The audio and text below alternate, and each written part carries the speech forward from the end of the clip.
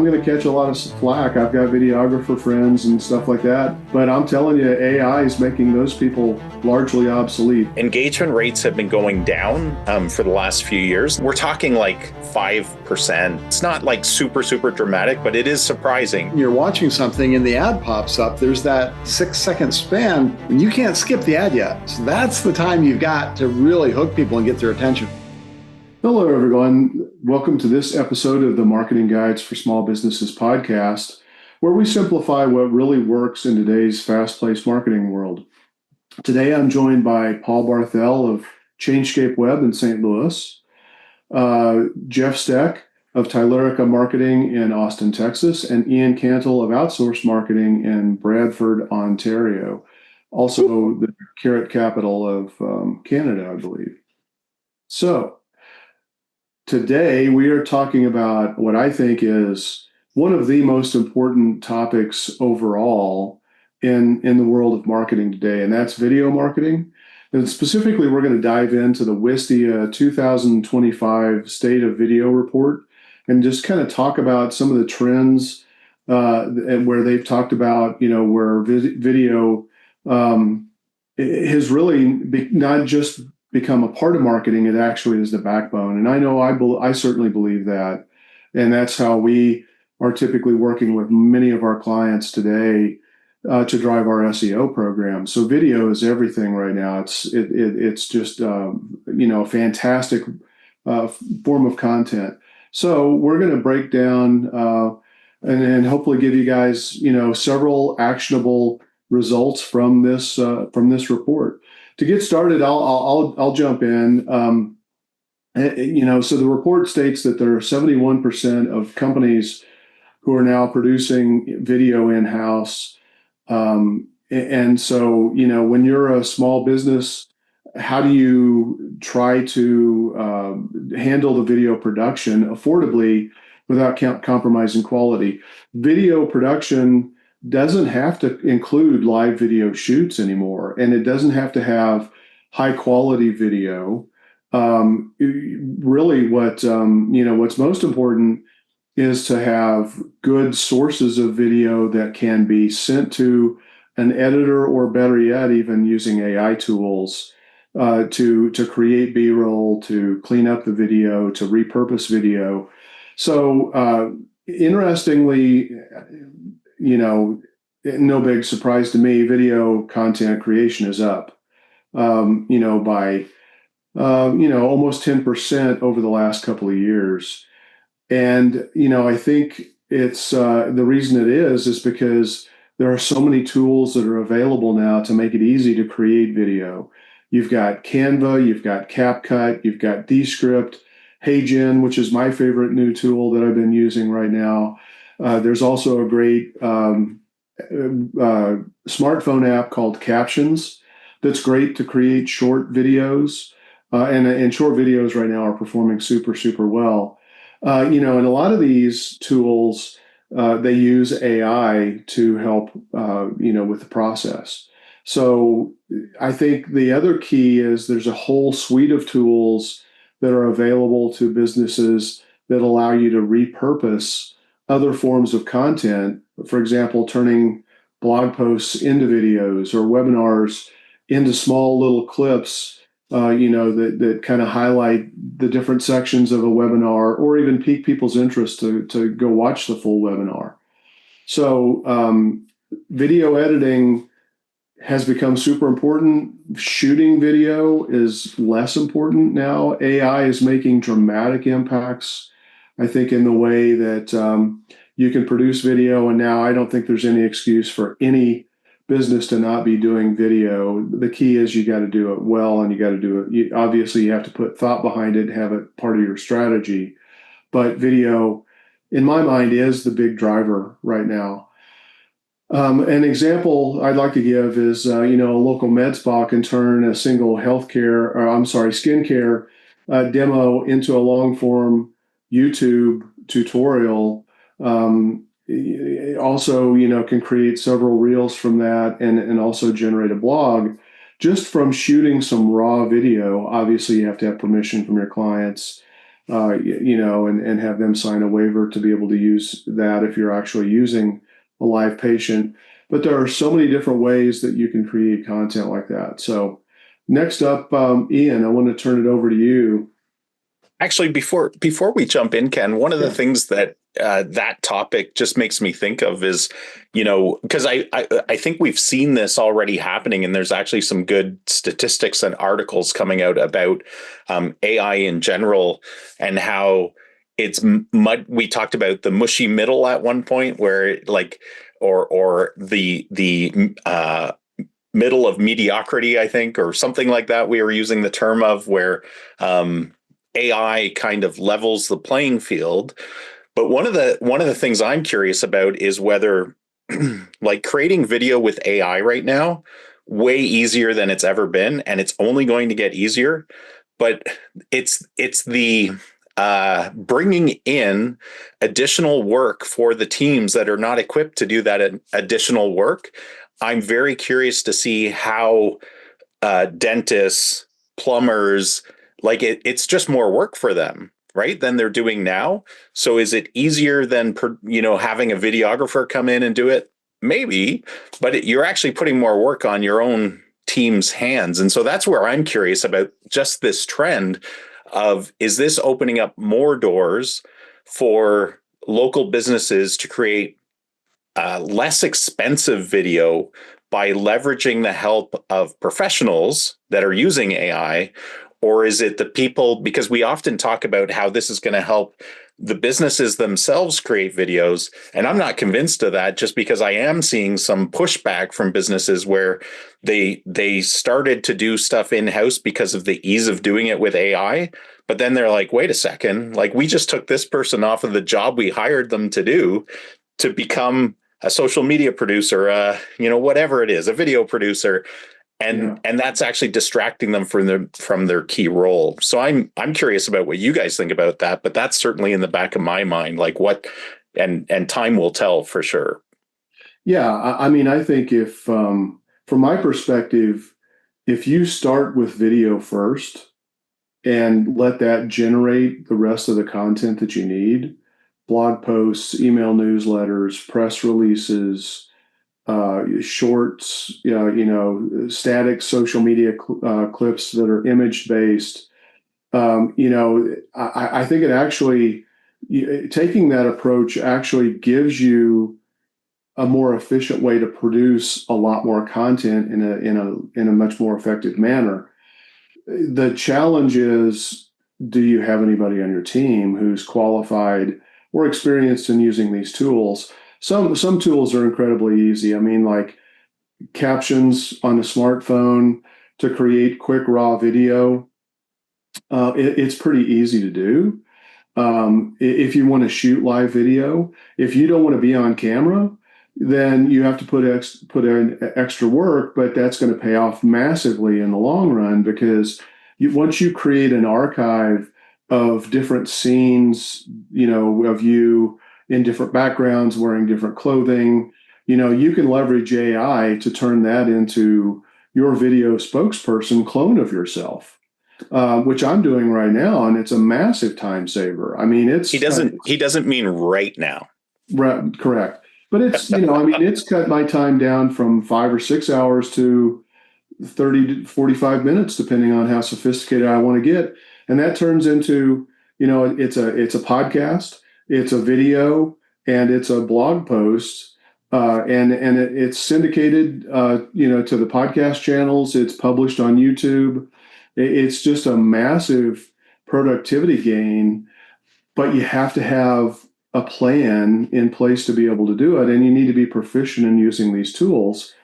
If you just do this once every 3 weeks or every month or something like that, it's going to be like you're starting all over again, and it's going to be frustrating. And I think a lot of businesses are going to stop doing video because of that. I would say that you could hire a full digital marketing agency or a marketing agency who knows what they're doing, focused on omni-channel, and have them execute a program cheaper than you can typically hire a videographer to come in and create a bunch of video that's super high quality, very well produced. But that's not what the world's demanding right now. So I think it's a better investment, and I'm going to catch a lot of flack. I've got videographer friends and stuff like that, but I'm telling you, AI is making those people largely obsolete. There will always be a need for it. Don't get me wrong, but there is so much more that you can do with AI and the tools that are being created out there. So, well, it goes to that, that saying we've used several times. You're not going to be replaced by AI. You're going to be replaced by somebody using AI. yeah. So if the choice is as a business owner between, spend $5,000 for, a couple of minutes of video, or spend, $1,000 or $1,500 and have an hour's worth of content that's repurposed across all kinds of channels, all of a sudden, in my view, it becomes almost a no-brainer to why aren't you doing that in your marketing?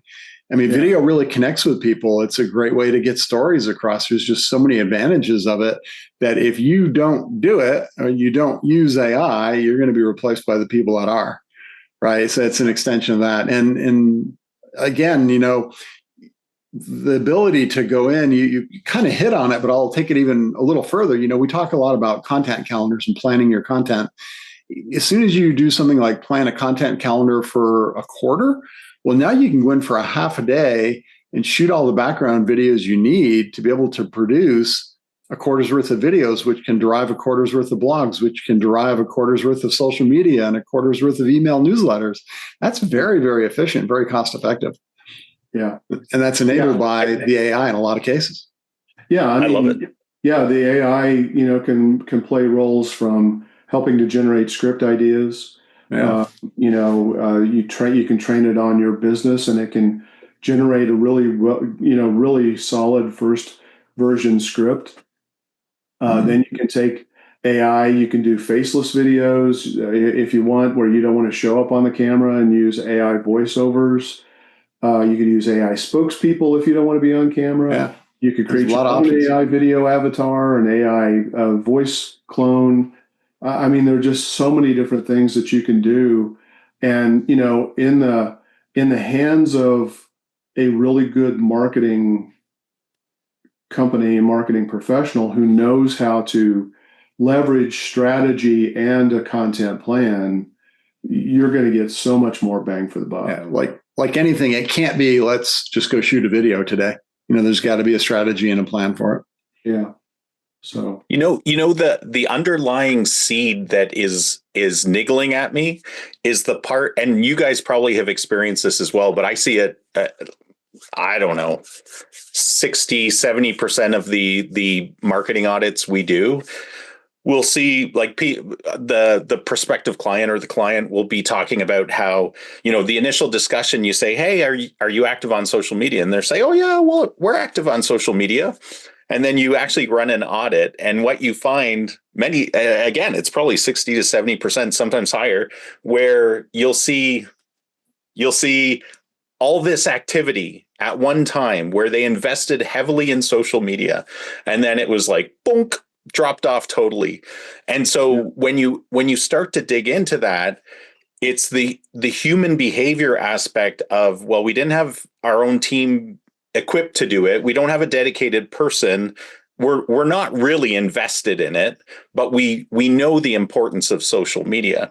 And so irregardless of the ease of the tools, because social media tools have only gotten easier and easier to use over the years. And yet businesses really, really struggle with consistently posting, especially authentic content related to their business. So that's that seed that's niggling at me. Like if we can't, as business owners, if we can't even, and some do, don't get me wrong, some are really great at social media, but if we can't get this very easy to do task of consistently posting on social media, period, what are the chances that we're going to change small business owners' behavior to then invest the time, energy, money, and personnel to create video in-house, regardless of the tools and the ease of using the tools? I don't know. That's just the question I'm raising. And again, my spidey sense is telling me we might see this trend, and then the pendulum's going to swing back again. I don't know. Well, I think video's here to stay. So No, somebody's using. Ken, it's not, I'm not questioning the Right, power right. of video. Yeah, It's no, the I understand. internal wherewithal to invest in it as opposed to hiring out for it. Like people, just what you guys were saying, the Yeah. people that use AI to produce it out externally rather than internally. That's all I'm Yeah, no, questioning. I agree. I mean, the point I was trying to make is video is here to stay. It's not going to go Yeah. away. It is the Yep. driver behind content right now and Absolutely. visibility. So Yeah. you got to figure it out. You either have to have an in-house team that is focused on it and dedicated and do it on a regular basis according to a plan and a strategy, or you should hire it out. And the key Yep. point is with the technology and the tools that are in place, you no longer have to hire an expert videographer to be able to produce massive amounts of quality video that is going to feed your content engine and increase your visibility on the search engines, on social media. It's a powerhouse. All right, so Ian, let's switch over to you. This is interesting. So according to Wistia, engagement rates dropped in 2024, especially for short form content. How should small businesses adapt to their approach to keeping videos engaging in the first 5 seconds? Yeah, I mean, when you dig into the data from Wistia, and just in case people don't know, Wistia is a video delivery platform. So you as a business basically pay to subscribe to host your videos so that they can be delivered out through that platform. It's a little bit more of a protected personal space than posting directly to YouTube. So what I find interesting too about this, and I'd love to, compare it with any statistics that YouTube has, because again, you're talking about a much smaller universe in Wistia than you are with the much broader community of YouTube. But what they determined was that, yeah, like engagement rates have been going down for the last few years. We're talking like 5%, 3%, depending on the length of the video, that kind of stuff. So it's not like super, super dramatic, but it is surprising because we who, are in this universe looking at marketing trends and that kind of stuff and know how much more people are watching videos. What Wistia attributes this to is just people's shorter attention spans. So as you were asking, Ken, how do you captivate people's attention, right? So, the key thing here is that you need to absolutely capture their attention in those first 5 seconds, and you need to convince them that there's value in this video. I mean, if your video is only 10 seconds long, chances are good that you'll keep them pretty close to that. But if it's a longer form video, and you're trying to educate, inform, entertain, whatever it is that you're trying to accomplish with it, you really do need to create impact very, very quickly. So, some ways to do that is you can do kind of an overview outtakes or, clips of what they're going to see in the longer form video. And actually, that's something that your team has been producing for us a little bit, Ken, which is pretty cool, where it gives highlights of what's going to be in our podcast video, right?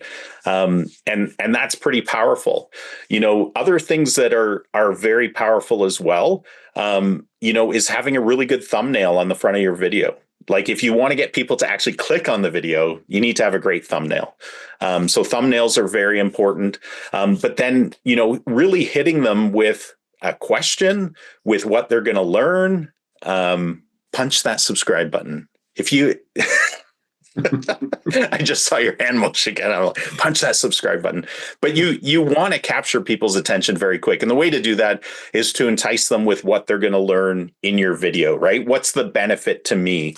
And so that's really, really important. I think another aspect of that is, there's the whole attention span thing, but it's get the message out. Lead. It used to be build up. It used to be build up to the main point, right? Now it's get the main point out first and then support it. And one of the reasons, besides attention spans, yes, people are getting trained for shorter attention spans by being able to just swipe across, reels and shorts and see the next one. But also, if you look at like YouTube videos, what happens when you're watching something and the ad pops up? There's that 5 or I think it's maybe 6 second span when you can't skip the ad yet. So that's the time you've got to really hook people and get their attention. Yeah. That's another point for bringing the most important thing you want to say up earlier. And then if you get the rest of their attention for the rest of the video, great. But remember, the point isn't to get them to watch the whole video. The point is to get them to identify with the main message and take an action. And if you can do that in 5 or 6 seconds, do it. It's the saying, stop selling when they say yes, right? I think that applies here too. And it's all about that value exchange, right? They need to know what value they're going to get for exchanging their time and energy at that moment with what you're providing them with. Yeah. Unless there's just something really unusual about the way you look, they don't care who you are first. They want to know, what are you going to be talking about? So you got to get to the point. I think you can tell an old school marketing company and an old school videographer easily by, hi, Ian, I like your style. You said, unless you look really unusual.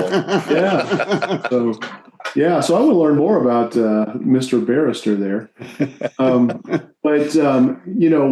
What a telltale sign is they will want to put some cool little intro in there that probably features your logo and has some nice little music. That's just it's a scene that takes up the 5 or 10 seconds that's critical to get your message out for people to say, ooh, this is what I need to watch. They don't want to watch a cool, video introduction.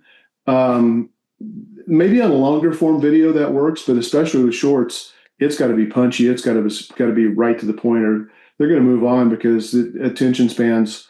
And that's why people like consuming shorts, is because it's just quick and easy. You know what to expect within a matter of seconds, and your investment in the overall time is only going to be 30 seconds, maybe a minute max. So yeah. I was just going to add to that, Ken. One of the key things that's a really good practice is to think about the pain points. So, like, know your audience. It's the same things we talk about all the time with strategic content creation. You need to know your audience, and then you need to understand their pains, right? So that you can speak directly to them. And if you can get that across really, really quick, like, hey, Jeff, are you struggling with, shingles that are drying up, or I don't know, like leaks in your basement, that kind of stuff. Like if they've come across your video and that hits them with what their pain points are, they're going to watch it. Yeah. Yeah. So lead with pain point, poke that bleeding neck, that's what's going to get them engaged. So Jeff, let's go to you. Thank you, contact, and course pages have the highest video engagement. How can small businesses leverage video on those particular pages? Yeah, that's a great question, Ken. Thanks. I think that, if you think about it, thank you pages, contact forms, course pages, somebody has a specific intent. They have either just taken an action and bought something from you, or giving you their email address and they're expecting something back from it, or they want to get in touch with you, or they want to learn something. These are all prime places where you've got somebody's attention. So capitalize on it in every way possible. In fact, I was just at a workshop on Monday where, we're talking about exactly this. Just don't have a thank you page say, thanks, somebody will be back in touch soon. That's a missed opportunity. Put a video on those pages. People are already in the mindset that they want to engage with you, that they want to learn something from you. So put a video out there and take advantage of it. They're great places to be. They're great places to expand a little more on what somebody's going to get if they just gave you their contact information, what the follow-up is going to look like. If they're expecting to book an appointment, thanks, somebody will be back in touch. Here's what they're going to want to talk to you about. It's a great place to make another sale. If they just purchase something, you maybe can suggest an upsell or ask for a referral. There's a whole lot of things you can do on those pages. and engage people and keep them moving down the funnel, keep them down. If you did something to get them to know more about you, to like what they saw, now you're working on trust, talk a little bit more about the next step and what that looks like and where they can go and what you can do. There's tons of things that can happen. Video is a great way to connect with people, to set expectations, to do teaching, and to make suggestions that, don't overlook those opportunities. They can have huge results and huge, secondary or follow-on conversions to the main steps you're asking people to take as well. So, if somebody gave you their email address to get an ebook, don't wait for them to read the ebook. I mean, you're probably going to, in your email nurture sequence that follows, suggest a consult anyway. But right there on the thank you page, you might say, hey, do you want to shortcut the process? Step to the front of the line, book your consult now, and give them a calendar booking thing. Smash the like button, point to the calendar booking thing. You can have like I said, videos talking about what's next or what they're going to get. They're huge, huge opportunities for creating engagement and creating, follow on and further actions. Yeah. Don't you think that people, they're going to be much more likely to take that action if they watch the video, because people are they're naturally inclined to want to watch video. Yeah. If there's a video on a page, they're going to click that play button, to see what it's all about. And if that's where you're saying, hey, make sure, in order to get ready for our, for your ebook, here are five things we recommend that you do, and boom, boom, even that's a great opportunity. Even just creating that personal connection. I mean, compare and contrast, right? Text on a page, thanks, your ebook will be on its way soon. Yeah. Or a video says, hey, I'm so glad you downloaded that ebook. It's going to be so full of great information. You're going to be able to use it and do this, that, and the other thing. And there's some other steps. And like you said, if you want to get the most out of it, here's what to be thinking about before you even get it and read it. There's just so many opportunities and ways to further the conversation and further the buyer's journey. Yeah, that's a great point. I mean, we're a self-gratifying society, right? So, I mean, we want to feel good about some concrete action we just took. Video affirmation is a really great way to do that and keep people excited about what the action that they just took. Paul, let's switch over to you, since you've been so talkative so far. With AI video use is more than doubling. How can small businesses use AI tools while still maintaining authenticity?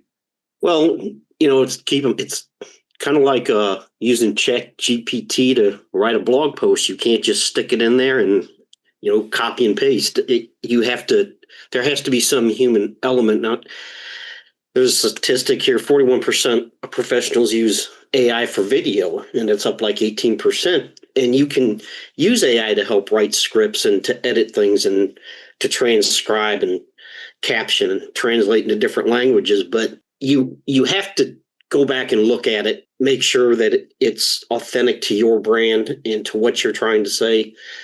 Because AI it's getting better, but it doesn't know what your brand voice is. And yes, you can build things to teach it that. But, you can use ChatGPT to come up with some facts about your business, questions that people ask, and then you can make a video of you answering that, and that will help maintain that authenticity. So I think the biggest thing with using AI for anything is AI isn't you, and people want to know that they're dealing with other people. The other thing that I think is interesting here is with AI, though, is you can have AI spokespeople who are it's almost impossible to tell that they are not employees or spokespeople that you hired on your behalf that are actually real people. Yeah, you had mentioned that earlier. Yeah, and if you're not comfortable being on camera, then leveraging AI voice and AI spokespeople is still a great strategy, because people want to do business with other people. And if they don't see other people, even if they're not real people, seeing another person on that screen is going to carry more weight. I mean, it sounds kind of weird, but the reality is, I think video with people in it is probably consistently higher performing than video without people in it.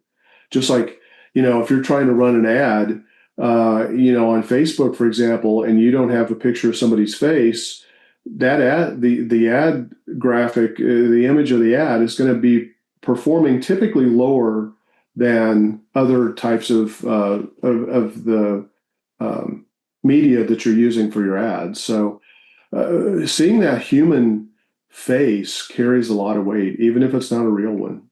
I think Paul hit the nail on the head, though, when he talked about using the AI as the tool to do the scripting, to do the ideation, to help with the editing, to put captions in. There's all kinds of applications of AI, but ultimately it's still got to come down to the human-driven context and the human-driven voice that's got to be edited. And like you said, you can train the AIs to do that to an extent. You've trained an AI avatar.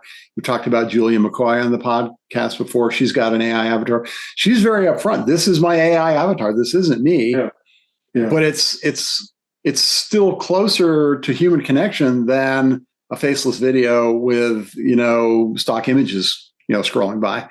So I think that there's that spectrum and where the AI tools come into play, but still maintaining the oversight, maintaining the overall approval of what the AI does. Like, I know Julia doesn't just let ChatGPT write a script and then upload it. She'll go in and edit it. She's a great writer. She'll go in, she'll edit it, she'll tweak it, she'll make it hers, and then she'll let the tools do the rest. And like I said, she's upfront. This is Julia's AI clone. So there's that spectrum of where you can use things and how you can use things, but keep the human context, keep the human voice, keep as much of the human connection as possible.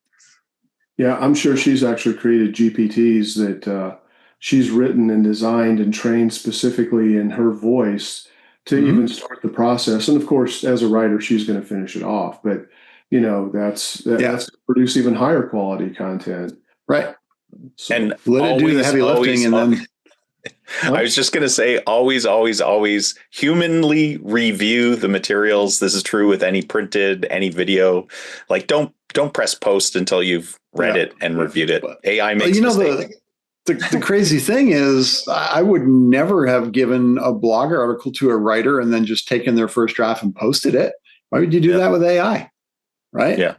I mean, everything needs to be reviewed and made sure that it's, doing exactly what you want it to do, because ultimately, you are in control of your own business, not an AI or not a hourly employee. So let's talk about video types that have the most impact.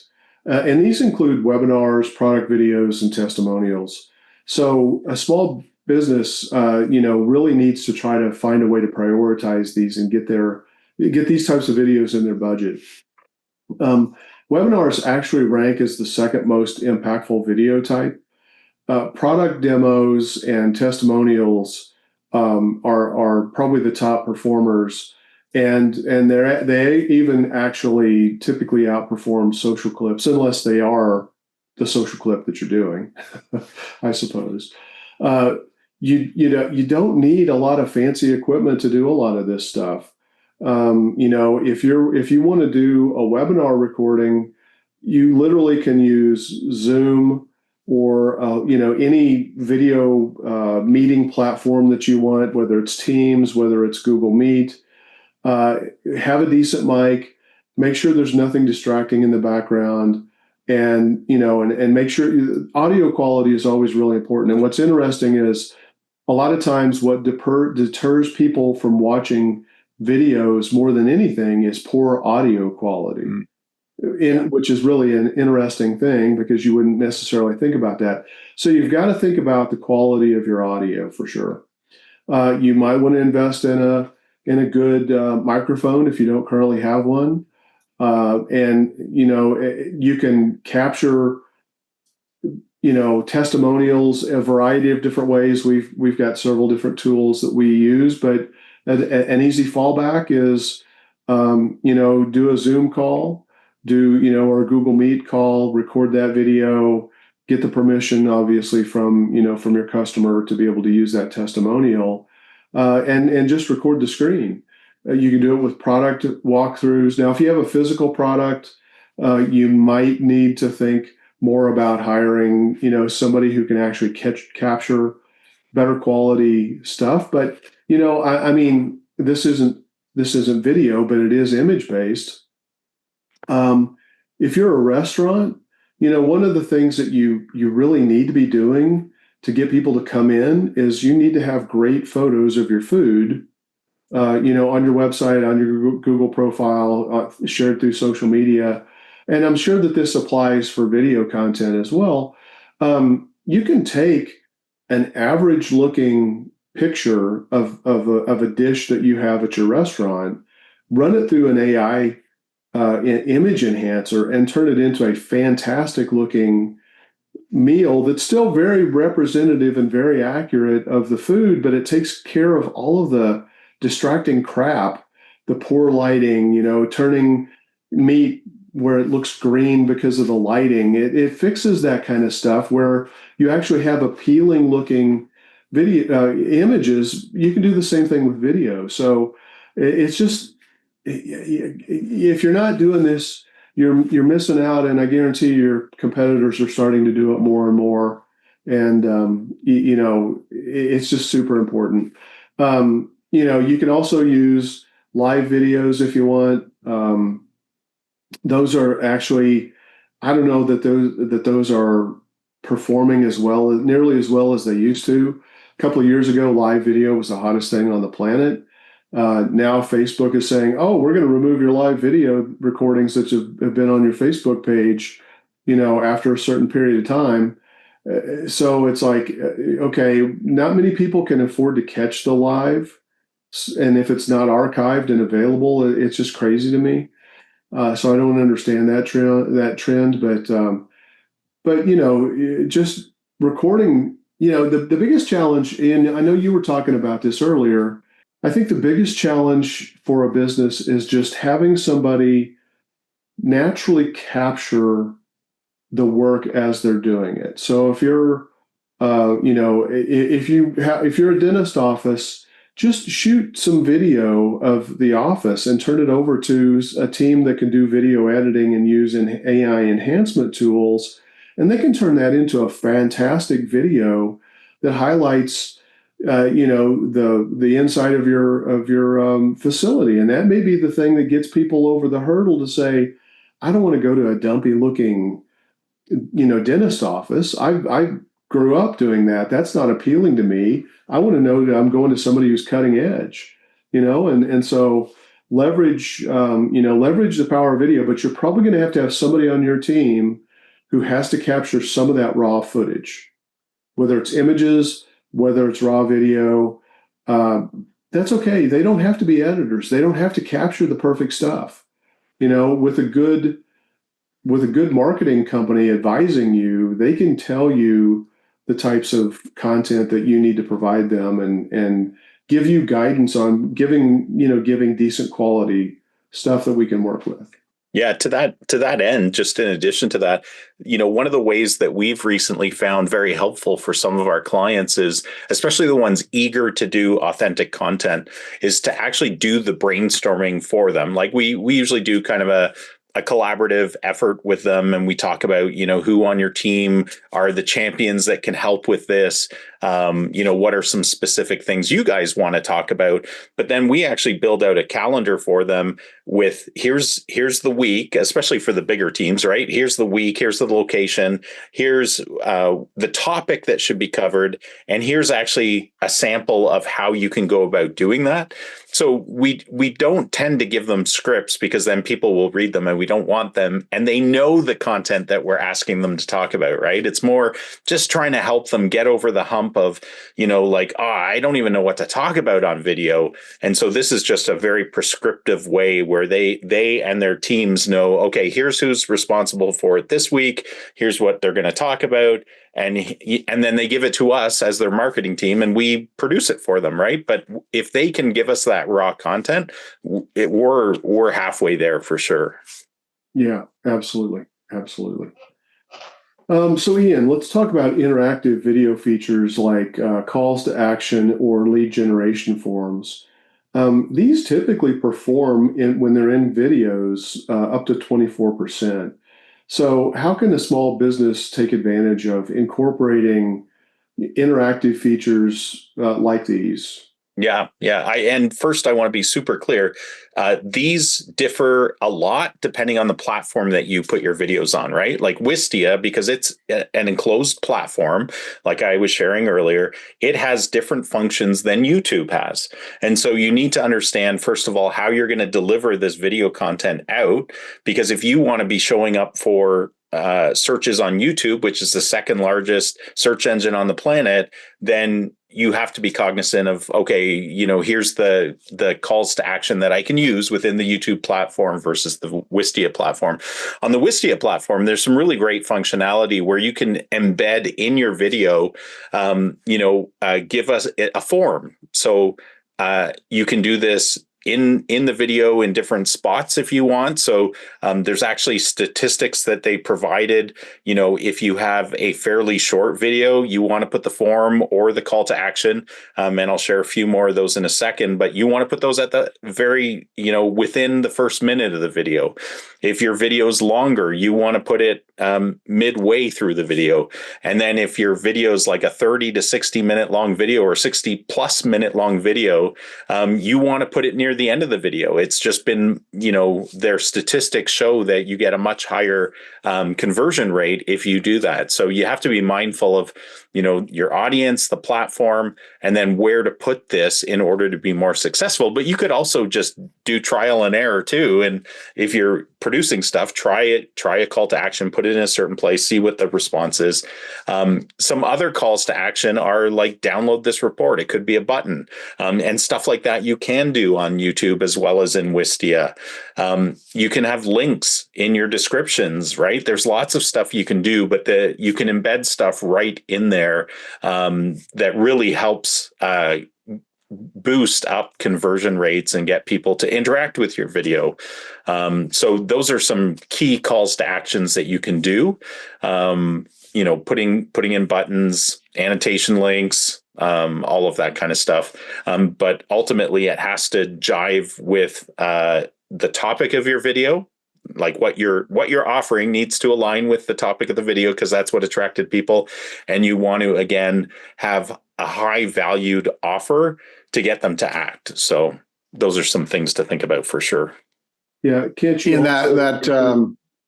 suggested videos like on YouTube? Sorry, say that again, Ken. Can't you can also include suggested videos from that video. For sure. Yeah. Yeah. If you kind of want to keep them in your universe, you can suggest, other videos for people to watch. And some of that too, I believe actually YouTube does some of that automagically to some level too, just with other videos in your channel. What were you going to say, Jeff? Ian, I was going to say you kind of hit on a nerve. Sorry about that. Don't be clickbait. Not you personally, but anyone listening to this. Don't be clickbaity in your videos. Right? Your video's got to be consistent with your brand, with your message, and it's got to move toward developing trust.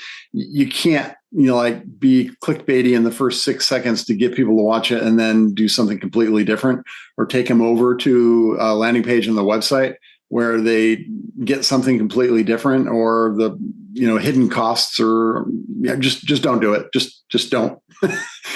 We were talking before we started the show about there's an old Bob Newhart. Just go to YouTube and Google Bob Newhart. Stop it. It's a great comedy sketch.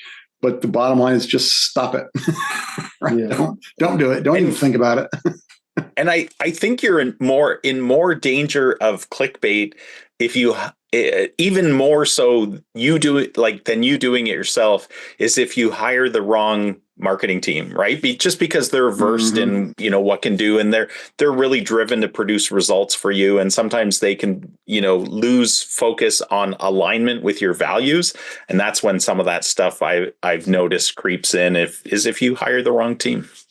Jeff, let's talk about how we can start to get more out of a video. So, using captions or even dubbing it can increase accessibility and also expand who can view your video and increase your reach on that video. Can you talk about ways that small businesses can take advantage of that? Sure. Yeah. So captions, there's a couple of ways that you can do captions. They can be what Ian calls burned into the videos, part of the video itself, or they can be outside of the video, set up as part of the video playing system, so that they have to be enabled and turned on. And there's pros and cons to each. But what are captions overall for? They're just another way to make your content consumable by a broader audience. There may be some people that can't turn the speakers on, or people in the accessible community that can't hear. So having captions increases the number of people that can see and follow what you're talking about in your video without having to have sound on. There also can be used as a technique to make the video a little more dynamic, a little more movement oriented, if you will. If you've got words popping on and off the screen in different colors, some people can find them distracting. So you got to be careful not to overdo it. But it is a technique to kind of emphasize what you're talking about and what you're saying in the video.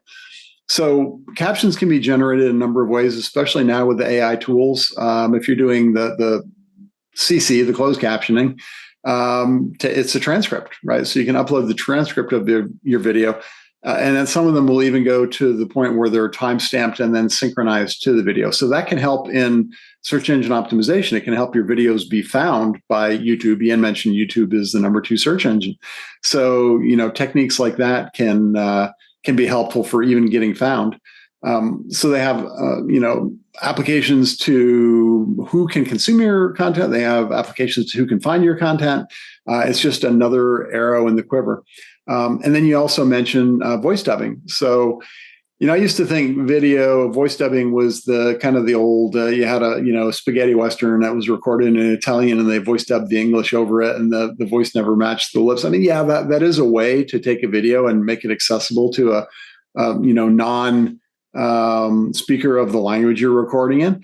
But now, especially with AI, and Ken, you mentioned HeyGen earlier, the ability to have an avatar that can speak any language can open up a huge audience. I mean, I could build a video of me delivering, a talk in Chinese if I want to. I don't speak Chinese, Japanese, Swahili, French, you name it. Dozens, hundreds of languages are now accessible to you as a business owner if you're trying to reach a community that you may want to have those available. And it's just build out another version of the video maybe, or even build out a dubbing section so that somebody can select the language they want to use.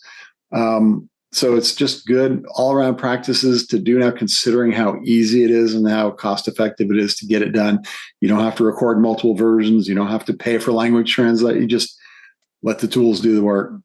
I think I mentioned HeyGen, Capwing will do it. Descript can do it. There's a bunch of them. You just Google any of that. Yeah, it's really, really powerful. Yeah, if you create a video on using a smartphone app like Caption, obviously it's by the name, it's going to be able to incorporate captions on your video. So there's another one that comes to mind that's web-based. It's not important; it escapes me now. But there's just a lot of them that do really good job of building language overdubs. Yeah.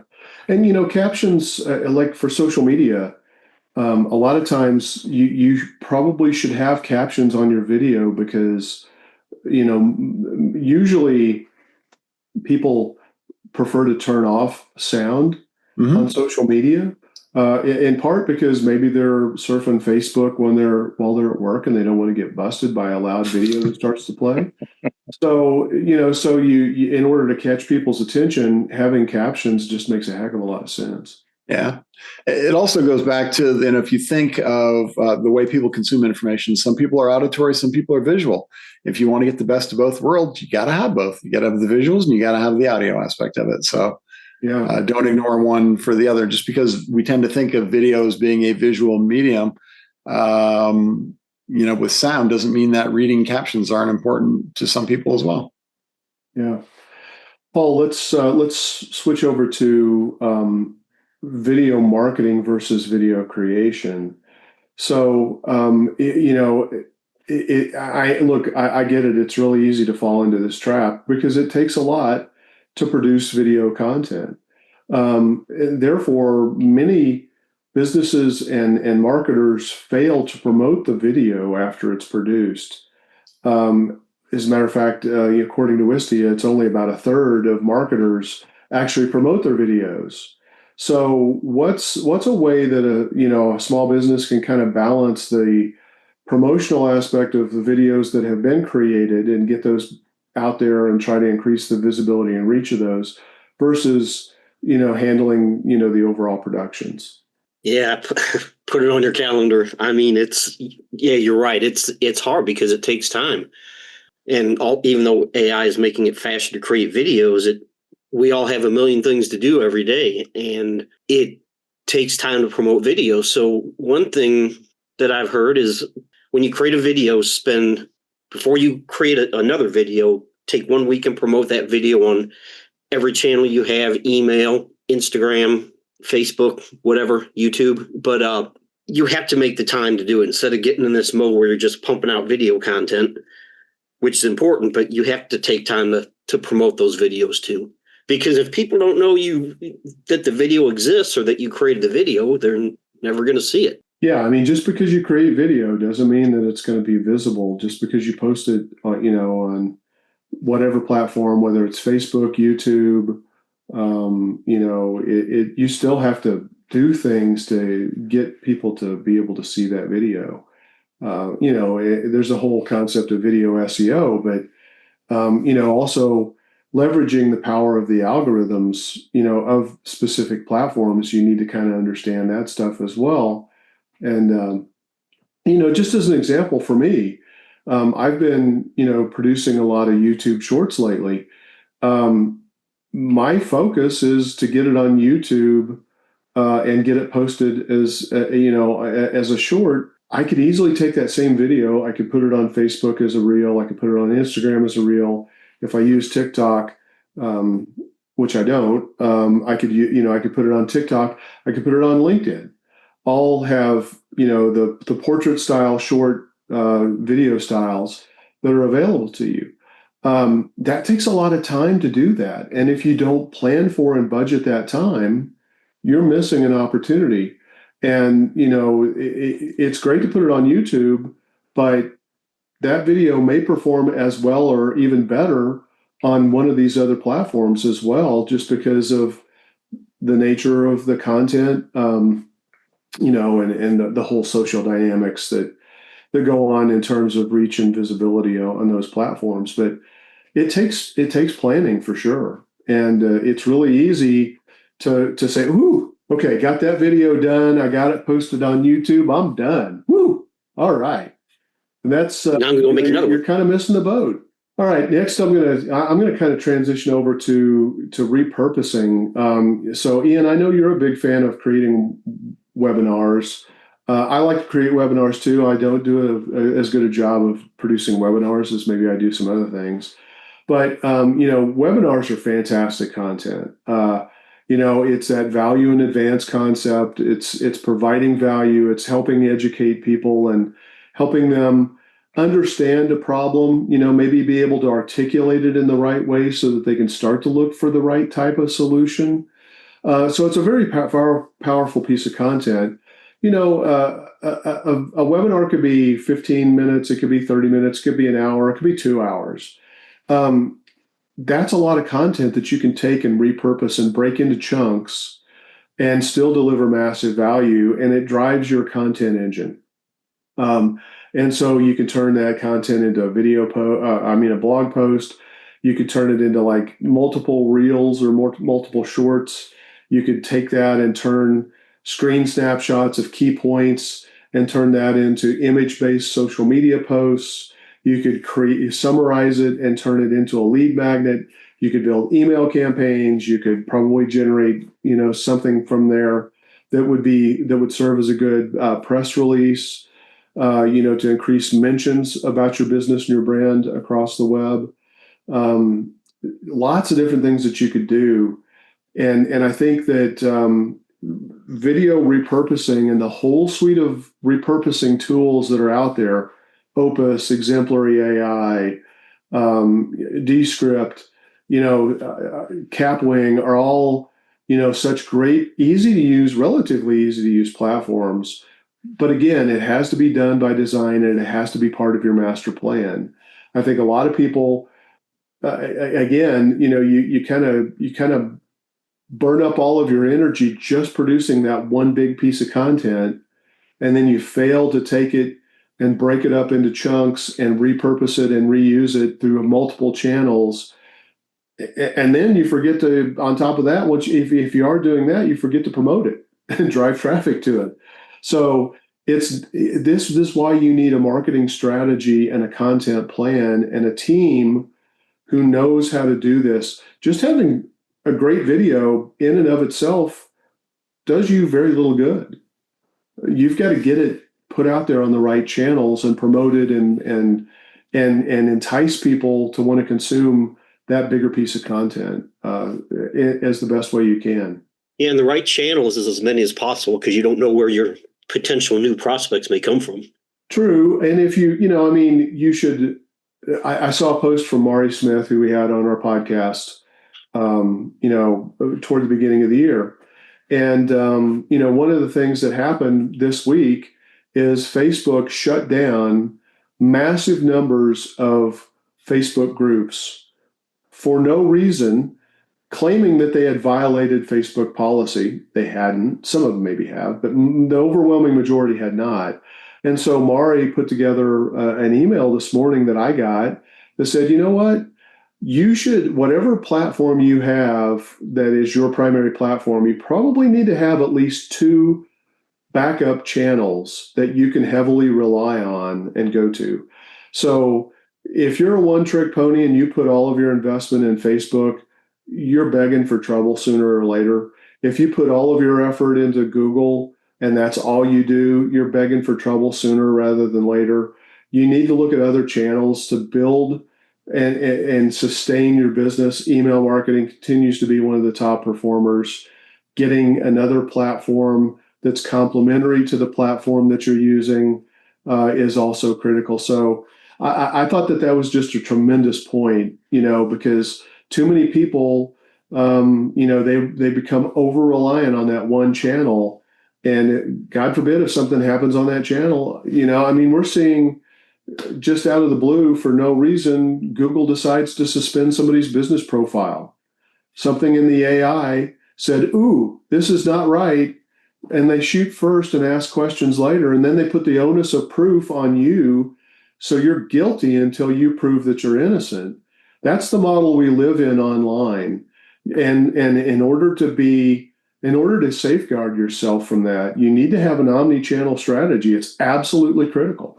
Yeah, and just to reinforce the value of webinars and to try to reduce the fear that some people have when they hear that, because they are so powerful, is just think about frequently asked questions that people are asking you in your business, because you are the expert. You answer those questions every single day, or your people do.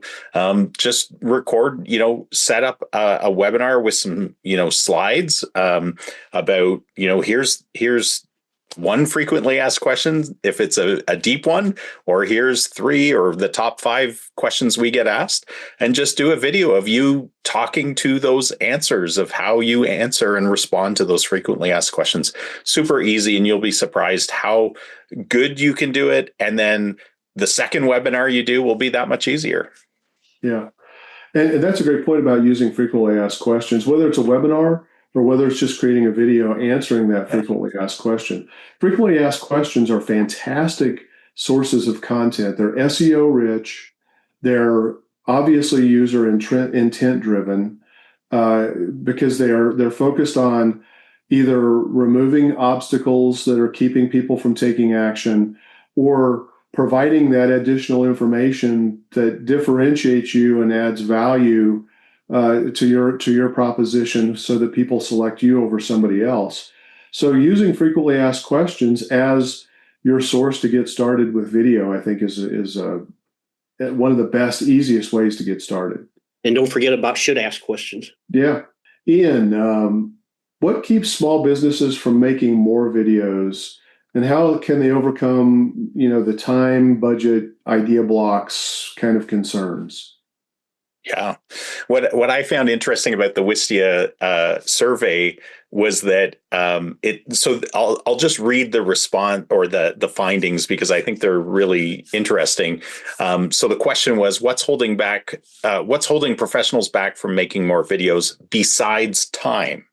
Right, and that's telling because the biggest one is time, but they didn't even quantify that in their survey. So the highest one was almost 60% of people responded saying the company size and resources, and maybe time is part of the resource. I don't know. 38% was cost. 25% responded with technical capabilities, so they don't feel they have the technical prowess to do it. 16% said they lack ideas or stories, and that's what we've been talking about a little bit. And then 13% said they don't have the buy-in from team leaders. And so, that's pretty telling just about, what's holding people back. And what I find interesting is they probably didn't ask the question in this way, but I think fear holds people back a lot too. The fear of what am I going to look like? What am I going to say? I don't want to look stupid. All of those things that people have, the fear of public speaking, especially if it's a live webinar or a live event. But the beauty of video is that you can record yourself 100 times. You shouldn't. It's probably okay. Try if you're not completely satisfied with your first video, try. Do maybe 3 or 4 other tries of it, especially if it's a short video, and have somebody else look at it. Like that can immediately tell you if it's just in your head or not. But I think that's really important. And then thinking about how you're going to pre-plan it, right? So if first of all have a commitment, if you say this is something worthwhile doing and investing in for my business, then just commit to doing 1 a month, or do for longer form. Or I'm going to commit to doing 5 or 10 a month and batch do it. I mean, you'll be surprised. You guys know this. I mean, anytime you can batch the work up into, just staying focused on the task at hand, and whether it's you or somebody else, multitasking does not work well for video. Like if you can just stay focused and keep at it, and you've committed a certain amount of time to do it, you'll be surprised. The other thing, that's a really good tip is there's a lot of tools out there that have precast templates. I mean, even Canva now has video templates that are very, very helpful for you from a slide standpoint or from a background standpoint. Zoom, whatever tool you're using probably has templates set up that you can leverage. And then, use those frequently asked questions. And if you're able to get clients on as well, if you can get a client to ask the question and then you respond to it, wow, that's super powerful, because people can it's all about helping them put on or wear or see themselves as that other person. And it reduces barriers for sure. Yeah. One thing, for example, I know, because I've lived with myself my whole life, that I am horrible at reading out loud. When I have to read, what comes out of my mouth is not what my eyes are seeing. They just don't line up. They never have. They never will. And so I know a lot of people get really freaked out because it's like, I can't record this video because I can't memorize this script. I can't do a teleprompter. And teleprompters are a good friend, for video. There are some great solutions that are out there. Some have teleprompters that are built in. That's why I personally decided to leverage, now also because I'm deeply in the world of AI these days, but I didn't want to have to read all of the video scripts that I write. I review and I vet every one of the video scripts that I produce, but I didn't want to be having to be on a camera live, fumbling over my words, trying to read a teleprompter to get a key point across. And when you're doing shorts and you're talking about a 30 to 60 second video, time is of the essence. elegance and efficiency of the language that you use and getting to the point is critical. And so I've chosen to clone my AI video avatar. And now whenever I'm ready to create a new short, I can just fire up that video avatar and boom, it actually is me reading the script in my voice, or very, very close proximity or facsimile of my voice. And that's a massive barrier removed for small businesses. Now, there are probably some concerns that are certainly legitimate about how can maybe people can take that likeness and use it against you in a negative way through deep fakes and stuff like that. If they're gonna target you for deep fakes, they're gonna find a way to do that anyway. So I just think, it's a massive productivity gain and a massive stress reliever if you're taking advantage of some of the tools that are available out there. And the biggest challenge is, how do you know all of this stuff? How in the world would a small business owner know that there are tools that are out there that can do stuff like this? Well, that's where you've got to hire, and work with the right guides to help you, really guide you through the whole process of helping you build and grow your business and improve your profitability. I want to share so taking away the AI aspect, right? Like, I just want to share with people a couple tips that I've experienced with some of my clients that have felt some trepidation in doing videos. One super easy thing you could do is have a Zoom conversation. So me as the marketing consultant have talked with clients, and I let them know, like, they know we're recording it and that we may use the content for video. But one of the things I find when you're talking to another person, even if it's virtually, the passion can come out very quick, right? The person's passion for their business, passion for their clients or patients. When that comes out in video, it's very powerful, but it doesn't come out unless it's in a conversation usually. And then the other one I found that works really well is actually as a professional, I can create a script for my client, give it to them, let them try it a whole bunch of times, like, 3 to 5 times max. But then we take away the script, right? Because then they've kind of got it locked in. And if they just have a few bullet points on their screen, like, don't forget to talk about, if it's a CPA, right? CPAs are fantastically well-educated, very smart people, extremely passionate about helping their clients get their finances in order, but not always particularly good on camera. But if you can help them rehearse it a little bit, but then just say, like, don't look at your script anymore, but we're going to cover these 3 areas or 5 areas. I've just seen, some really great transformations come over people where that they can just talk because they know the topic. It's not that they don't know the topic. It's that they were trying to box themselves into this script, but the script frees them to know that they've rehearsed the talking about this topic in a particular way. And again, it's not about the script. It's about just equipping them to talk really authoritative about a topic. I've just found those things can be really transformational in people that have trepidation around doing videos. Yeah. Yeah. I mean, just another thing is to start out just laughing, loosen up, move around, just move, do anything to just kind of get you out of that mode. It's like, oh my God, I'm on camera, and you kind of become paralyzed by that. Start laughing, start moving, just roll. And then you can always clip off, the unusable part of the video. And maybe you can even take that and turn it into funny outtakes, as appropriate if some of that footage works. We're running up on time, so I've got a couple more questions I want to get to with Jeff and Paul. Jeff, how can you extend the life of your webinar and get more value out of it if your webinar is obviously video content? Yeah, I'll hit this really quick. There's a reason this question's in the repurposing section, right? Repurpose your webinar. So it's a video, it's been recorded.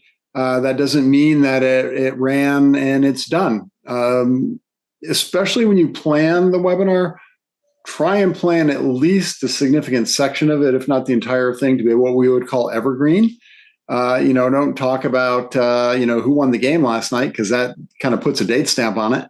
But make it, broader based. And obviously you might have a specific topic that does need to be, time based. But if you can make it broader based, that you can use it over a span of months or even, a year or two, and then make it available online.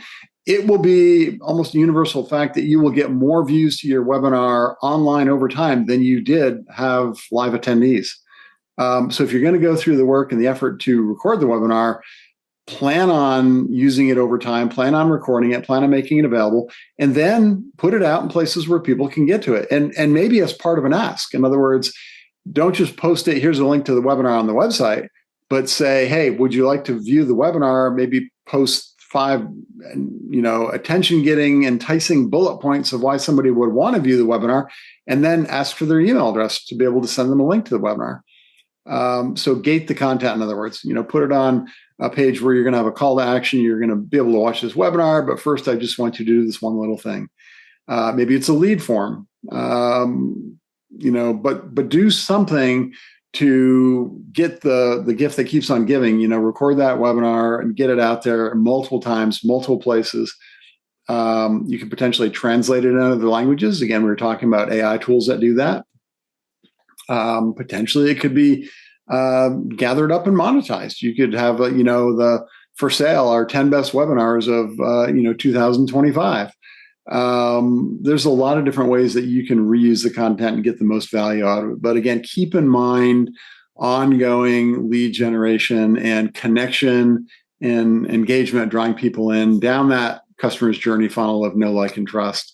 And also repurposing into other content, as we've talked about several times. A good example might be a financial planner that puts out a retirement webinar and then repackages that into a blog post that's titled 5 Signs You're Not Ready to Retire. That's attention getting. And then in order to get that content, maybe it is lead gated. Now they've got leads coming in for a long, long time.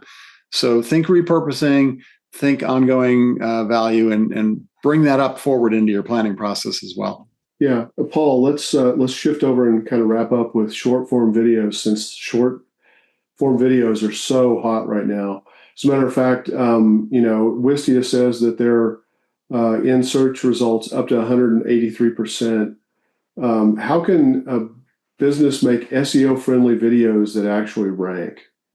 Yeah, I'll hit this really quick. Video thumbnails are appearing in like 30% of search results, and especially short form videos are showing up more and more in the featured snippets. So like we've talked about today, not just in this episode, but video's not going away. Okay. So you have to figure out a way to do it. And when you post a video on YouTube, or you have a video on YouTube, you can put titles and descriptions in there to tell people and YouTube what that video is about. You can put keywords in there that will help it rank. There's different things you can do like that. Embed it on your website, your blog, and put the transcription with the video. And those are just some quick things you can do to help them rank and promote them. Yeah. It goes back to what we were talking about earlier. Promote it. Yeah. One thing that I want to mention before we do wrap up is, with short videos, I think you can kind of deviate a little bit from a content calendar. And Jeff and Ian, I know you guys are really big time into, kind of locking in on a calendar. So you may or may not agree with this, but, I love shorts because I think they're quick little experiments to find out which is working best, and it could be, can I use a story to convey a message? Is that more effective? Can I aggravate a pain point? And is that style more effective? And you can have you can test like 3 different models of video content, all organized around the same topic that you want to cover, but see which is your top performing so that you can make a bigger investment based on your target audience and how they respond and interact and view your content. But I think shorts are a great way to do these little micro experiments. It's almost like A/B testing to see which form of delivery and which kind of message hook is going to be more effective to get me this topic introduced to my ideal customers. And I love that idea. Yeah. I would just say, why can't you put in the calendar that you're going to test this? It's strategy, right? Well, sure, you can adapt. It's flexing, right? Your calendar's not in stone. I was going to say alongside the testing and experimenting with things as you think about them, just adapting to what happens in town. I've got a roofer that's a client, and we might plan out a content calendar along a certain set of topics, but all of a sudden a hailstorm hits. We want to be talking about hailstorms and roof damage that caused by golf ball size hail. Yeah. So, you can use something that's quick and easy to produce as a way to, keep your content calendar intact, but also augment it with things that are important at the time. Yeah. 100%. Yeah. Again, the content calendar helps ensure you create the content you're committed to, but it's not there to restrict you. It's there to empower you. Right. Right. Yeah. Make sure it gets done. How do you eat an elephant one bite at a time? Right. Plan it out and just chip away at it. Yeah. Are they tasty? I haven't. Never had an elephant steak, Ian? No, I haven't. All right. Well, with that, I'm going to wrap this episode up. So just, for our listeners, if you haven't already figured it out, video content is so critical. It's the fastest growing medium for a reason. People engage with it, they share it, and they act on it. And so hopefully you've gotten some insights today from our podcast and from our guests and guides that will give you some actionable steps that you can take. And if you need help, certainly reach out to us, and we're happy to help you guys out and give you direction and help you come up with a better video marketing plan. With that, Ian, I'm going to turn it over to you. All right. Thanks for joining us today, everyone. Smash that like button, that subscribe button. Don't smash the people near you. Be nice to them. And until next week, folks, keep calm and market on.